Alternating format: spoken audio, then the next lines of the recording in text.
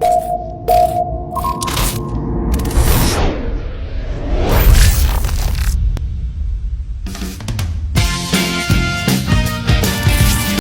po yung kalsada from bayan ng Ginyangan. Ito po yung binutas sa kalsada. Ayan. Papunta po yun doon sa property. Mula po dito hanggang doon sa property, mga 150 meters po layo. Ayan, bukas naman na po yan. Ang ganda po nitong property na yan, doon na puno ng saging. Ito mo nang papunta ng Barangay Hall. Ayan. Bahayan po dyan sa baba dyan. Ayan. Ayan po. Ayan. Ayan po yung property. Ito po yung pinutas sa kalsada. Ayan. Mula po dun sa highway, punta rito, mga 150 meters, pero kalsada po ito. Binutas, hindi pa nga lang po simentado. Ano po? Ayun po yung property. Ayan. Ayan po. Ayan. Yung buli na yan, malaking buli na yan. Ayan po yung mga saging. Yan po yung property. Ito po yung kalsada. Ayan. Yung binutas sa kalsada. Ngayon po, hindi pa sa simentado. Siyempre, maputik po talaga. Pero po patag-tag init na. Mapapasok po yan. Pero yan po ay may nakahain na po sa municipal na magkakaroon, sisimentuhin po ito. Kaya lang, hindi pa rin po natin malaman kung kailan. Ayan lang po yung mga yung poste. Ayan po. Ayan. Ayan po yan. Puro saging po ang tanim. Tsaka may mahogany. Tsaka po mga nyug. Ayan, pag ganun pa po. Ayan. Ang ganda po ng property na to. Pantay po siya, pantay. Ayan. Sa saging po siguro, nasa 1,000 ang saging nito, no, kagawad? Mga 1,500 po ang saging na tanim. Kung banana plantation po ang gusto nyo, ito po yun. Dadagdagan nyo na lang po yung mga puno na yan kung gusto nyo po. May mga suwi naman po. May mga bunga po yung saging. No? Ganda. Ito po yung kalsada na tinuhog yan. Yan. Ito po. Kasama ba dyan kagawad? Hindi na. Ganyan po pag ganun. Gumanon po ang gumanon po ang property. Hanggang doon pa po sa dulo, ang 2 hectares. Basta po yung may mga saging na yan. Yan, yan po ang property.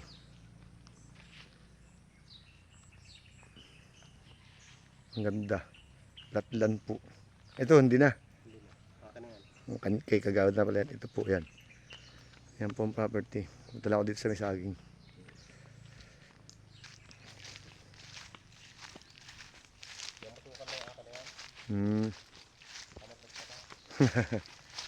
Ayan po, puro saging po.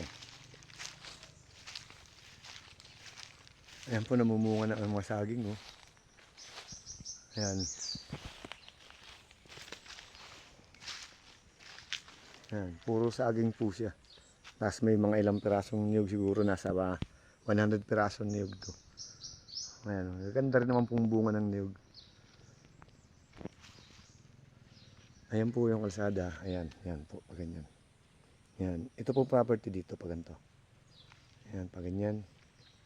Tapos po maganito. Ayan, lahat po ng tanim na saging ay sa property. Pabili nyo na po ito, mga mama at sir. Ang ganda po ng property. May right po ito talaga. May kalsada po talaga. Ayan, binutas sa kalsada. Ayan po. Ayan. Ayan, lahat po ng haging namumunga.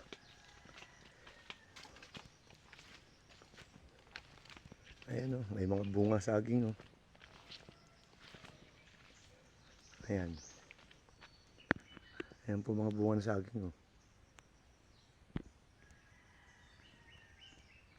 Ayan. Ayan. Ganun pa. Ganun. Lahat po may bunga. Ayan, may bunga na saging. Ayan. Pantay po ito ha, mga kasama. Kaya po, abili nyo na po mga mama sir. Kung gusto nyo po ng farm na ang tanim may saging, andito po. Yan. Tsaka po may ilang piraso kayong niyog. Maganda rin po dito magtayo ng business dahil kasi po, malapit po ito sa barangay hall. Malapit po sa school. At mabahayan po yung panabi na yan. Panabi dyan. Tapos doon po sa dulo, mayroon po doong ilog ng dagat. Ilog alat po. Kaya lang siguro ang layo po dito sa property. Mga 50 meters o more or less. Ganun po kalayo ang dagat, ang ilog ng dagat dito sa property. Yan. Sige po, salamat po. Ito pa po ang sa loob ng property. Ang dami po niyang saging. Talaga pong hindi kalugi. Saging ayun, namumunga na po yung mga saging yan.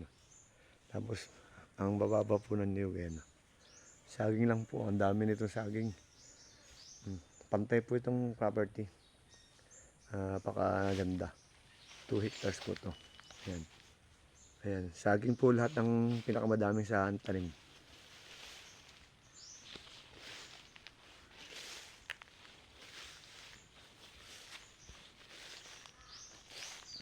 Malinis po yung property. Ito lang po ang yan, mga damo-damo lang na ano. Ayan po yung kalsada.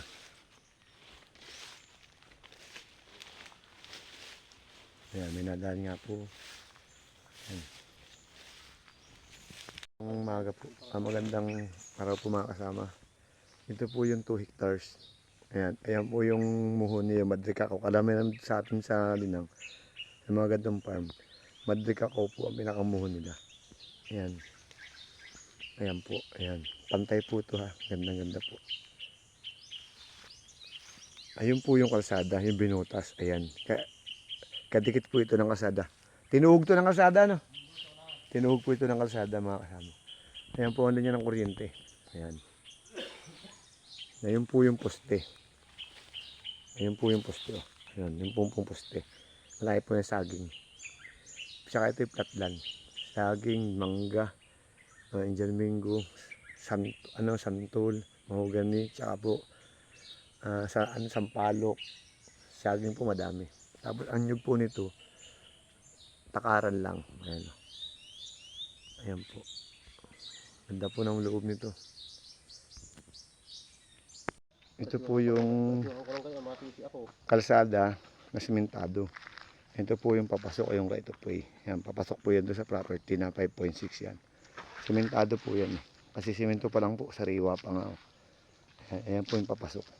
Yan po yung right of way, papasok sa property. Mula po dito, papunta sa property, mga 200 meters. Mula po dito ha, papunta sa property. Mga 200 meters po yan. Mula naman po dito, hanggang dun sa highway, puro mga 2 minutes drive. Mula po dun sa highway, papunta rito. Tapos mula naman po dito, papunta sa property, mga 200 meters po ang layo.